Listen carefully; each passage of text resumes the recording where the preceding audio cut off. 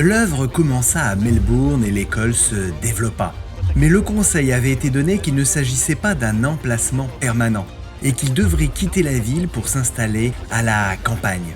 Un comité de recherche fut nommé, mais la tâche était ardue. Le coût d'un terrain approprié était trop élevé pour une petite communauté de seulement 1000 membres. Et dans de nombreux endroits, personne ne voulait d'une école sur ces terres. Finalement, ils trouvèrent une propriété de plus de 600 hectares à Cooranbong, en Nouvelle-Galles du Sud, à un prix très raisonnable de 14 shillings l'acre.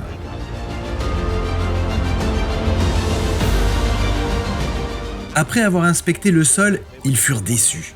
Une partie du sol était bonne, mais une autre était pauvre et sablonneuse, et le comité était divisé, certains étaient pour, d'autres contre. Ellen White fut invitée à examiner le terrain et après 2 jours d'inspection et de discussion, elle proposa de prier et de demander à Dieu de leur donner l'assurance que c'était le bon endroit.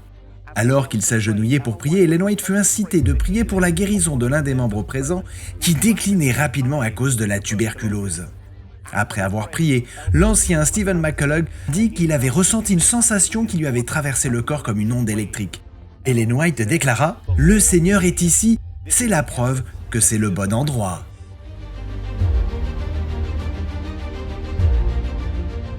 Par ailleurs, quelques jours avant sa visite de la propriété, elle fit un songe dans lequel elle voyait un sillon fraîchement retourné et 2 hommes examinant le sol. Il disait « Ce n'est pas une bonne terre, le sol n'est pas favorable ». Hélène leva alors les yeux et vit son ange. Il lui dit « Un faux témoignage a été porté contre ce terrain ». Il lui expliqua ensuite en détail la science du sol.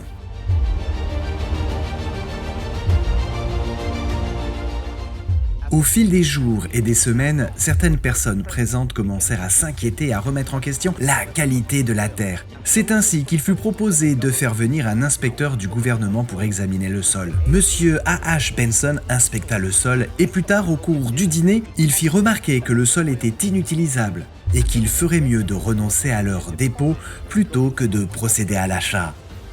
Il dit que si un rongeur ou un petit lapin traversait cette parcelle de terre, il lui faudrait emporter son déjeuner avec lui.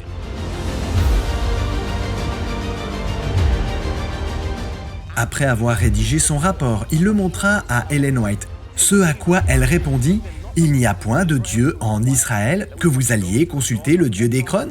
Elle continua à dire aux frères qu'ils pouvaient continuer à chercher un nouveau site s'ils le souhaitaient, s'ils trouvaient quelque chose de convenable à lui montrer, mais son cœur était en paix avec l'emplacement actuel. Les dirigeants ont décidé de procéder à l'achat. Le défi suivant consista à trouver l'argent et à construire.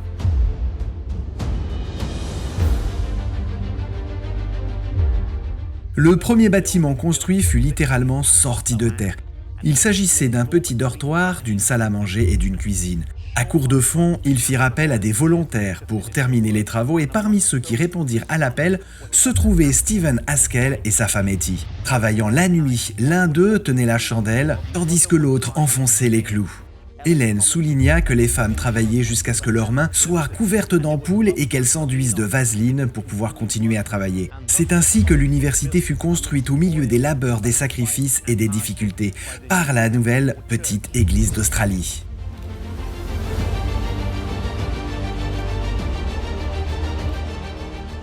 Le 28 avril 1897 fut le premier jour de l'école d'Avondale pour les travailleurs chrétiens, avec 4 professeurs et 10 élèves atteignant 60 à la fin du premier trimestre. En vérité, on peut dire qui a méprisé le jour des petites choses. Malgré le petit nombre d'étudiants et de membres du personnel, cette école allait avoir un impact considérable dans le Pacifique Sud et joua un rôle clé pour les nombreux missionnaires qui se rendirent dans les îles environnantes.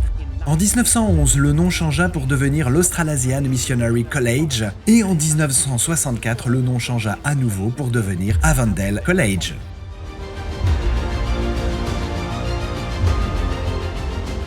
L'école a été construite sur un terrain jugé inutilisable par le gouvernement. Et pourtant, cette prédiction s'avéra fausse.